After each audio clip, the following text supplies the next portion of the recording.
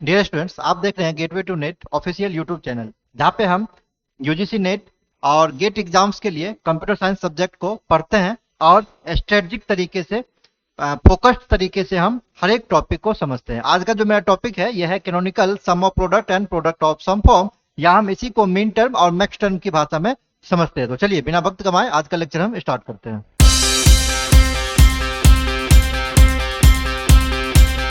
दोस्तों, आज का जो मेरा टॉपिक है वो है मीन टर्म और मैक्स टर्म, जो बुलियन फंक्शन के अंदर में यूज किया जाता है।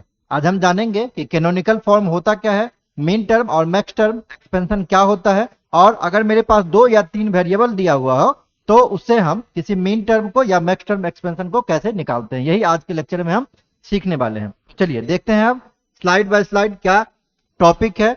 सबसे पहले यहाँ पे हम टॉपिक नोट किए हैं। सबसे पहले हम पढ़ेंगे what are canonical form. Canonical form होता क्या है, कैनोनिकल फॉर्म कहते किसको हैं। इसके बाद हम जानेंगे मीन टर्म और मैक्स टर्म एक्सपेंशन के बारे में। एक्चुअली जो मीन टर्म है इसको मिनिमम टर्म कहा जाता है। अगर फुल फॉर्म की हम बात करें तो ये मिनिमम टर्म्स है, क्लियर। और जो मैक्स टर्म है उसको हम लोग मैक्सिमम टर्म कहते हैं। मैक्स टर्म को हम लोग मैक्सिमम टर्म के नाम से जानते हैं। ये शॉर्ट फॉर्म में मीन टर्म और मैक्स टर्म कहते हैं। उसके बाद इंडेक्स रिप्रेजेंटेशन है मीन टर्म और मैक्स टर्म का। इंडेक्स रिप्रेजेंटेशन कैसे करते हैं और इंडेक्स रिप्रेजेंटेशन होता क्या है, इसके बारे में पढ़ेंगे। नेक्स्ट है मेरा सम ऑफ मीन टर्म रिप्रेजेंटेशन। उसके बाद है product of max term representation. ये 5 टॉपिक कुल मिला के आज हम पढ़ने वाले हैं। तो चलिए सबसे पहले हम देखते हैं कैनोनिकल फॉर्म क्या होता है। सबसे पहले हम बात करते हैं कैनोनिकल फॉर्म की। कैनोनिकल फॉर्म होता क्या है, क्लियर। देखिए यहाँ कुछ पॉइंट लिखे हैं। It is useful to specify Boolean function in a form that allow comparison for equality has a correspondence to the truth table.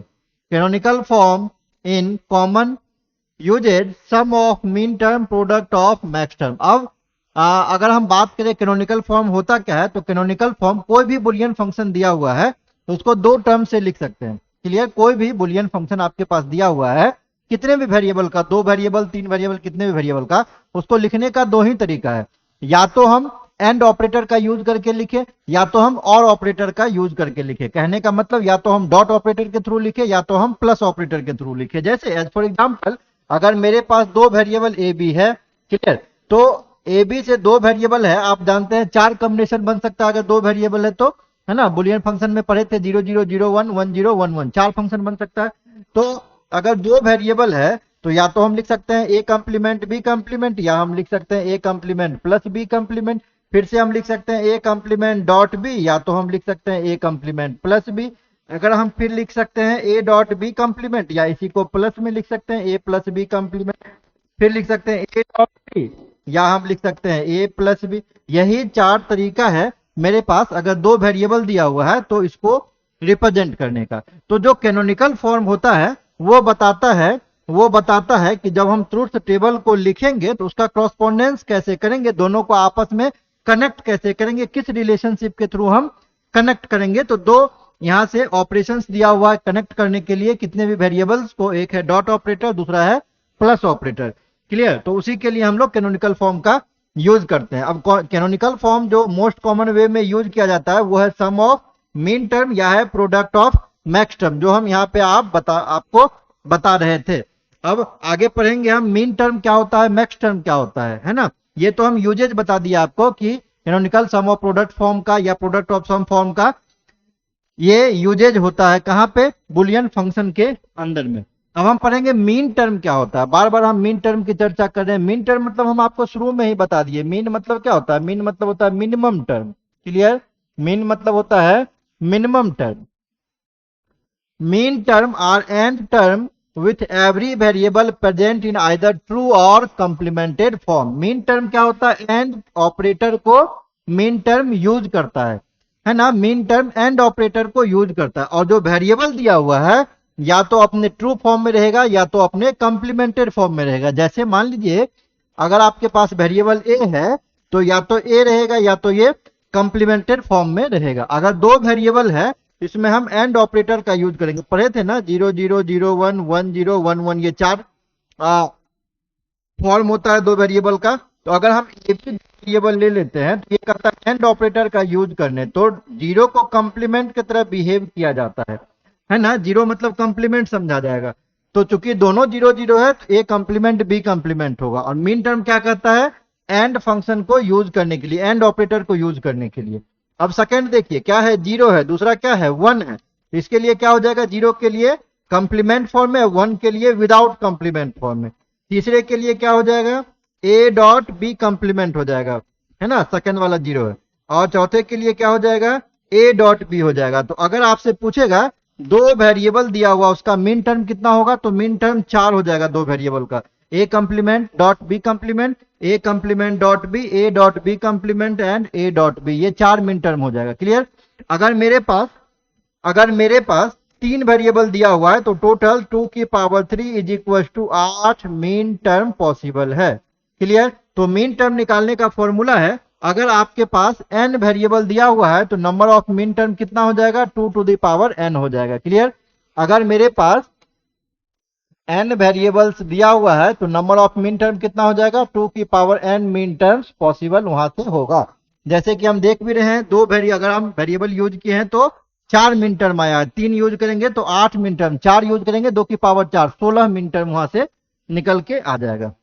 2 variables x and y produces 2 into 2 is equal to 4 combination, हम आपको बता चुके हैं। Both normal कहने का मतलब A dot B. अच्छा, dot क्यों यूज कर रहे हैं, क्योंकि मीन टर्म डॉट ऑपरेटर को, एंड ऑपरेटर को यूज करता है। Clear. X normal Y complemented, इसका मतलब क्या होगा, अच्छा ये एक्स वाई पे कर रहा है तो आप भी कर दीजिए X dot Y, X normal है, वाई कंप्लीमेंटेड है। अगला क्या है, X complemented and Y normal. अगला क्या है, both complemented, X complement dot Y complement. हो गया ना 4, X complement dot Y complement, X complement dot Y, X dot Y complement और एक्स डॉट वाई, ये 4 आपका यहां से मीन टर्म निकल के आ गया। हम ए डॉट बी पे, ए और बी वेरिएबल पे बता रहे थे। Thus there are 4 min term of 2 variable, इसीलिए अगर 2 वेरिएबल है तो टोटल 4 मीन टर्म आपके पास पॉसिबल। इसका जस्ट उलट जो है ये है मैक्स टर्म। मैक्स मतलब क्या होता है, मैक्स मतलब मैक्सिमम टर्म होता है ना, मैक्स मतलब मैक्सिमम टर्म। मैक्सिमम में किसका यूज करेंगे, तो और ऑपरेटर का यूज करेंगे। मैक्सिमम में और ऑपरेटर का प्लस का यूज करेंगे, जैसे वहां पे डॉट का यूज कर रहे थे, यहाँ पे प्लस ऑपरेटर का हम यूज करेंगे। अब जो वेरिएबल होगा वो या तो ट्रू फॉर्म में होगा या तो कॉम्प्लीमेंटेड फॉर्म में होगा, जैसे हम मीन टर्म में भी पढ़ के आ चुके हैं। Clear. Given that each binary variable में अपीयर नॉर्मल, नॉर्मल मतलब विदाउट कंप्लीमेंटेड, और कंप्लीमेंटेड कहेगा तो एक्स बार लगा देना है। दस देयर आर 2 की power n mean terms of for n variable. जैसे उसमें क्या देख रहे थे, अगर हम n वेरिएबल लेते हैं तो 2 की पावर n मीन टर्म बनता था, तो 2 की पावर यहाँ n क्या बनेगा, मैक्स टर्म बनेगा। अगर 2 वेरिएबल ले लेते हैं तो कितना बनेगा, 2 की power 2 is equal to 4 max term possible होगा, 4 मैक्स टर्म होगा। क्लियर। अब अगर वेरिएबल ए बी लेते हैं तो क्या हो जाएगा, पहले कह रहा है बोथ नॉर्मल, यहाँ एक्स वाई पे बता रहा है बोथ नॉर्मल, तो इस बार क्या हो जाएगा, क्योंकि और ऑपरेटर यूज कर रहे हैं तो प्लस लेंगे। क्लियर। फिर कह रहा है एक्स नॉर्मल, एक्स को नॉर्मल लेना है लेकिन वाई कंप्लीमेंटेड फॉर्म में है तो प्लस कर देंगे। प्लस इसलिए ले रहे हैं क्योंकि मैक्स में और ऑपरेटर यूज करता है, बार बार बोल रहे हैं। तीसरा देखिए एक्स कंप्लीमेंटेड, क्या हो जाएगा, एक्स कंप्लीमेंट प्लस वाई को नॉर्मल लेना। चौथा क्या हो जाएगा, बोथ कंप्लीमेंटेड, तो X complement plus Y complement, ये आपका मैक्स टर्म हो जाएगा। तो मीन टर्म के केस में हमेशा आपको याद रखना है, मीन टर्म एंड ऑपरेटर को यूज करता है और जो मैक्स टर्म होता है वो और ऑपरेटर को यूज करता है। दोनों ही केस में अगर आपके पास n वेरिएबल्स दिया हुआ है तो नंबर ऑफ मीन टर्म कहे या नंबर ऑफ मैक्स टर्म कहे, कितना हो जाएगा, 2 की पावर n हो जाएगा। सपोज अगर आपके पास 2 वेरिएबल है तो कितना मीन टर्म होगा, 2 की पावर 2, 4 मीन टर्म या 4 मैक्स टर्म पॉसिबल होगा। अगर वेरिएबल ए बी है तो 4 मीन टर्म क्या होगा, A complement dot B complement, A complement dot B, A dot B complement and A dot B. अगर मैक्स टर्म कहेगा तो A complement plus B complement, A complement plus B, A plus B complement and A plus B, ये 4 max term यहां से possible होगा। Next देखिए ये max term की बात हो गई। अब max term min term index representation, mean term का इंडेक्स रिप्रेजेंटेशन हम कैसे करते हैं, होता क्या है, तो लिखे हैं in Boolean algebra index representation is a short hand notation used for min term and max term specially when dealing with truth table और कर्नफ मैप। अब इंडेक्स रिप्रेजेंटेशन क्या होता है, तो जब हम के मैप की चर्चा करेंगे, अभी हम बताए नहीं है, या बुलियन अलजेब्रा की चर्चा करेंगे तो वहां पे शॉर्ट फॉर्म में लिखने के लिए या तो मीन टर्म को या मैक्स टर्म को हम लोग इंडेक्स रिप्रेजेंटेशन का यूज करते हैं। क्लियर? इंडेक्स रिप्रेजेंटेशन का यूज बुलियन अलजेब्रा के अंदर में या के मैप के अंदर में मीन टर्म और मैक्स टर्म का शॉर्ट नोटेशन के लिए किया जाता है। क्लियर?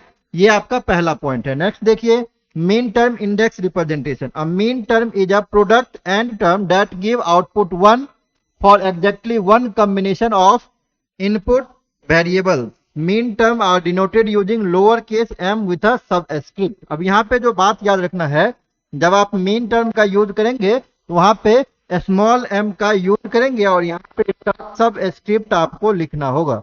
यहाँ पे आप सब स्क्रिप्ट को लिखेंगे। पहला पॉइंट क्या है? Min term is a product term that give output 1 for exactly one combination of input. आपको पता भी होगा मीन टर्म में एंड ऑपरेटर में क्या होता है, 1.11 1.0 is equal to 0, 0.1 is equal to 0, 0.0 is equal to 0। कोई भी एक इनपुट कॉम्बिनेशन आपका 0 होगा तो रिजल्ट आपका वहां से 0 प्रोड्यूस करके देगा। जब दोनों इनपुट आपका 1 होगा तभी एंड जो ऑपरेटर है वो 1 आउटपुट को प्रोड्यूस करता है। क्लियर? नोटेशन देखिए किस प्रकार से करेंगे। अगर मान लीजिए मेरे पास एक फंक्शन एबीसी का दिया हुआ है तो लिखेंगे समेशन एम, ये रिपीट टाइम हो गया, summation m 146। this means the function is 1 for min term 146। अगर मान लीजिए कहीं आपके पास लिखा हुआ है फंक्शन है ए बी सी और यहां लिख दिया अगर समेशन m 146, तो इसका मतलब है जो मीन टर्म है वो 1 इस कॉम्बिनेशन के लिए हो रहा है, 1 के लिए, 4 के लिए और 6 के लिए। स्मॉल m हम मीन टर्म के लिए यूज कर रहे हैं और 146 क्या है, इसका सब स्क्रिप्ट है। क्लियर? अभी और एग्जांपल बताएंगे तो आपको समझ में आएगा। How to find min term index. Min term index को निकालते कैसे हैं? पहला देखिए, convert the variable combination input to binary. सबसे पहले जो इनपुट आपको दिया हुआ है उसको बाइनरी में कन्वर्ट कर लेना है। Interpret it as a binary number and write its decimal equivalent. जैसे देखिए मेरे पास अगर 3 वेरिएबल है, 3 वेरिएबल अगर ए बी सी दिया हुआ। क्लियर? अगर हम सपोज मान लेते हैं 3 वेरिएबल है तो टोटल केस कितना हो जाएगा, 2 की पावर 3 8 केस हो जाएगा। क्लियर? उसमें से एक केस हम मान लेते हैं ए का वैल्यू 0, बी का वैल्यू 1 और सी का वैल्यू 0 दिया हुआ। क्लियर? यहां से हम मान लेते हैं A equal to 0, B is equal to 1 और सी इज इक्वल टू 0 दिया हुआ। क्लियर? हमको क्या निकालना है? मीन टर्म का इंडेक्स निकालना है। तो ये बाइनरी वैल्यूज कितना हो गया, 0 1 0। अगर हम डेसिमल में बात करेंगे तो 2 हो जाएगा। किस चीज से रिप्रेजेंट करते हैं इसको? स्मॉल m से। सब स्क्रिप्ट क्या हो जाएगा, 2, तो m2 इसका इंडेक्स वैल्यू हो जाएगा। किसका? Mean term. मीन टर्म का इंडेक्स वैल्यू जो है वो m2 हो जाएगा। वही चीज को हम यहाँ पे लिखे हैं। अगर 0 1 0 देते हैं तो बाइनरी 0 1 0 का डेसिमल कितना हो जाएगा, 2। इंडेक्सिंग क्या हो जाएगा, m2। m हम यूज कर रहे हैं किसके लिए, मीन टर्म के लिए, और 2 जो डेसिमल 2 आया है ये यहाँ पे सबस्क्रिप्ट बन जाएगा। अगर हम मीन टर्म एक्सपेंशन की बात करें 0 1 0 तो इसको 0 को लिखते हैं कॉम्प्लीमेंटेड फॉर्म में, तो ए कॉम्प्लीमेंट डॉट ऑपरेटर का यूज होता है मीन टर्म में। बी 1 है तो ट्रू फॉर्म में आएगा और सी फिर से किस फॉर्म में आएगा, कॉम्प्लीमेंटेड फॉर्म में आएगा। तो ये आपका हो जाएगा A complement dot B dot C complement. ये आपका इंडेक्सिंग हो जाएगा किसके लिए, मीन टर्म के लिए। अब सिमिलरली हम मैक्स टर्म के लिए पढ़ते हैं तो मैक्स टर्म किस फंक्शन को यूज करता है, सम को यूज करता है, 0 को है ना, सम को यूज करता है और फंक्शन को यूज करता है। इसमें क्या होता है, इसमें और के केस में अगर 2 वेरिएबल मेरे पास दिया हुआ है 0 0 0 1 1 0 और 1 1, तो और के केस में क्या होता है आप लोगों को पता है, एक भी तो रिजल्ट 1 निकल जाता है। जब दोनों इनपुट वैल्यू 0 होगा तभी और फंक्शन जो है आपका 0 प्रोड्यूस करता है। यही चीज लिखे हैं, that gives output 0 for exactly one combination of input variables. अगर दोनों में से दोनों ही इनपुट वेरिएबल्स 0 है तभी उसका आउटपुट 0 आएगा। कोई भी एक 1 होगा तो आपका आउटपुट जो है वो 1 लिख के दे देगा। मीन टर्म में हम लोग क्या लिखते थे, स्मॉल m से रिप्रेजेंट करते थे। मैक्स टर्म में कैपिटल M से रिप्रेजेंट करेंगे और नीचे इसका क्या करेंगे, नीचे इसका सब स्क्रिप्ट आप लिख देंगे, नीचे इसका सब स्क्रिप्ट लिख देंगे जैसे हम लोग मीन टर्म एक्सपेंशन में करते थे। नोटेशन जैसे देखिए फंक्शन एक ए बी सी दिया हुआ तो वहां पे जब हम लिखते थे फंक्शन ए बी सी दिया हुआ है, जब हम लोग मीन टर्म को लिखते थे तो क्या लिखते थे, वहां पे मीन टर्म को लिखते थे तो समेशन का हम वहां पे यूज करते थे, समेशन m 0 1 3 कुछ ऐसा दे देते थे। लेकिन जब हम मैक्स टर्म एक्सपेंशन का यूज करेंगे तो समेशन की जगह पे हम पाई का यूज करेंगे। क्लियर, ये बार बार रिपीट हो रहा है। समेशन की जगह पे किसका यूज करेंगे, पाई का यूज करेंगे, और यहाँ पे कैपिटल एम कुछ भी नंबर लिख दीजिए 0 to 5, ये हो जाएगा मैक्स टर्म एक्सपेंशन को लिखने का तरीका। क्लियर। अब मैक्स टर्म एक्सपेंशन निकालेंगे कैसे, जैसे देखिए यहाँ 0 to 5 है ना, तो ये आपका क्या दे देगा, M0, M2 और M5, ये कैपिटल लेटर में लिख के दे देगा।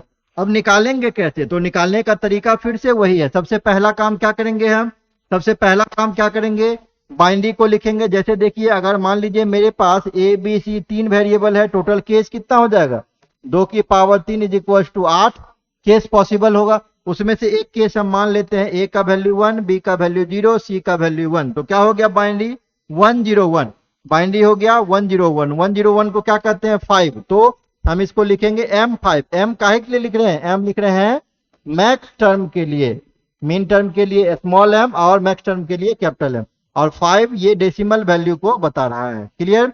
अगर हम इसका मैक्स टर्म एक्सपेंशन लिखेंगे तो क्या है 101, अब प्लस में लिखेंगे 101 है तो 1 के लिए ट्रू फॉर्म में आएगा प्लस 0 है, बी के लिए तो कॉम्प्लीमेंट फॉर्म में आएगा, सी 1 है तो हो जाएगा डायरेक्ट सी, तो ये हो गया a plus B complement plus a plus B complement plus C.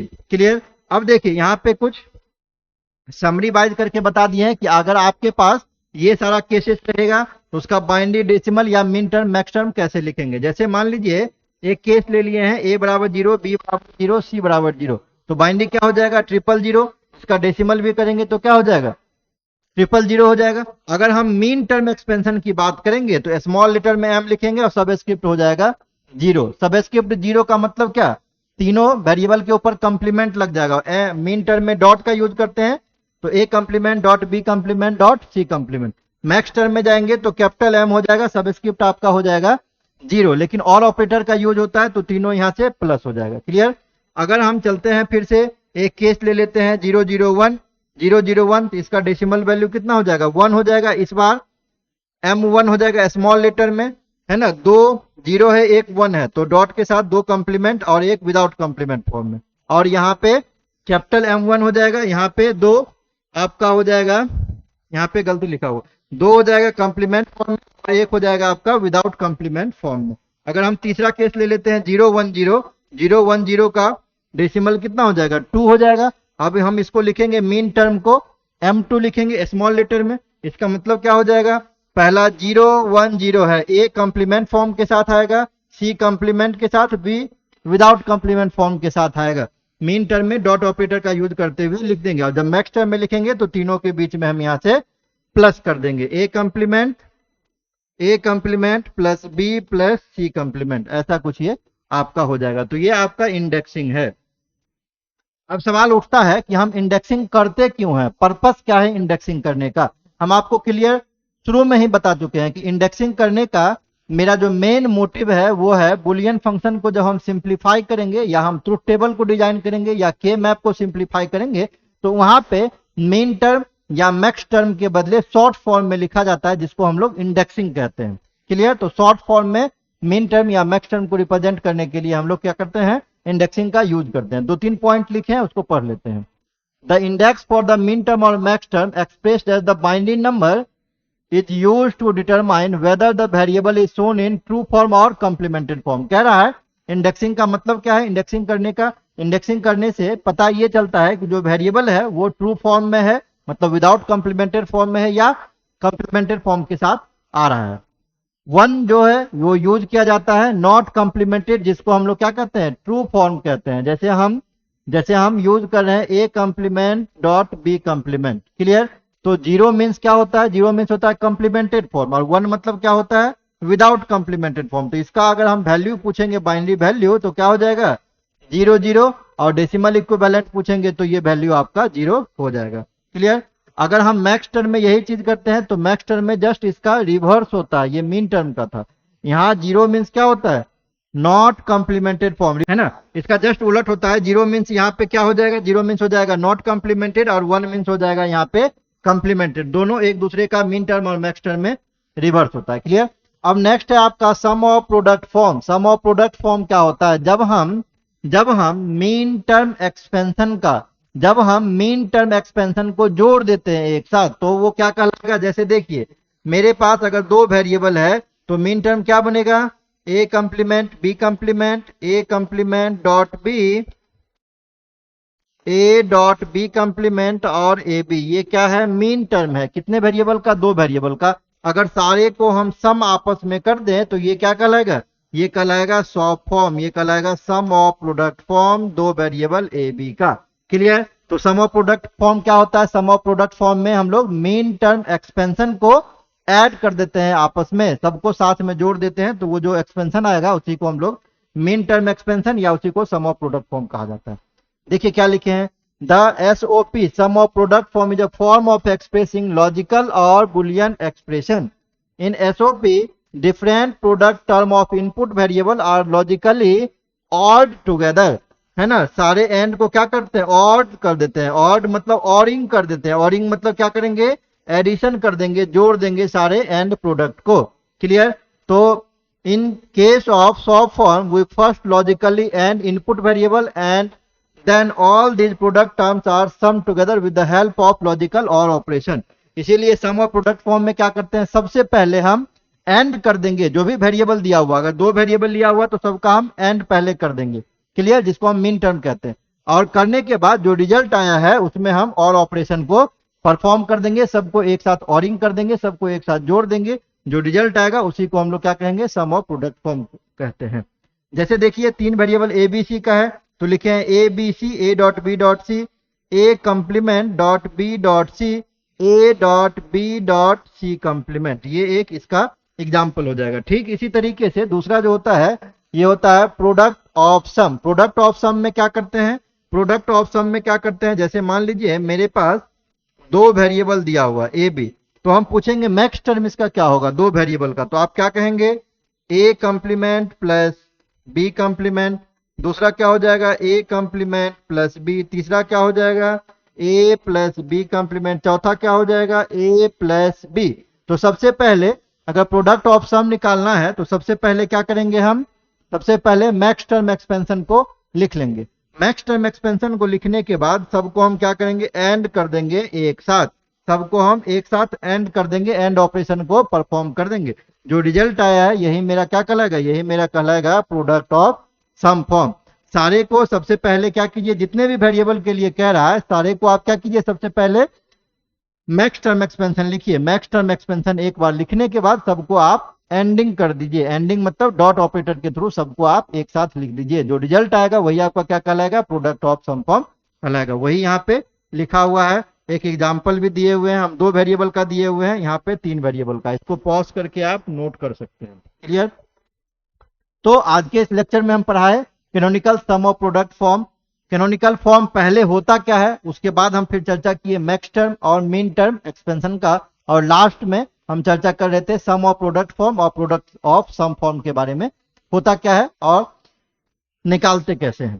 Clear. अब अगले क्लास में जो हम पढ़ेंगे वो कन्वर्जन पढ़ेंगे, सम ऑफ प्रोडक्ट को प्रोडक्ट ऑफ सम फॉर्म में कैसे कन्वर्ट करते हैं, ये अगले लेक्चर में हम देखेंगे। तो आज का लेक्चर में यहीं तक समाप्त करते हैं। आई थिंक आपको मेरा लेक्चर ये पसंद आया होगा, पसंद आया हो तो वीडियो को लाइक एंड सब्सक्राइब जरूर करके जाए। मिलते हैं आपसे नेक्स्ट लेक्चर में। Thank you.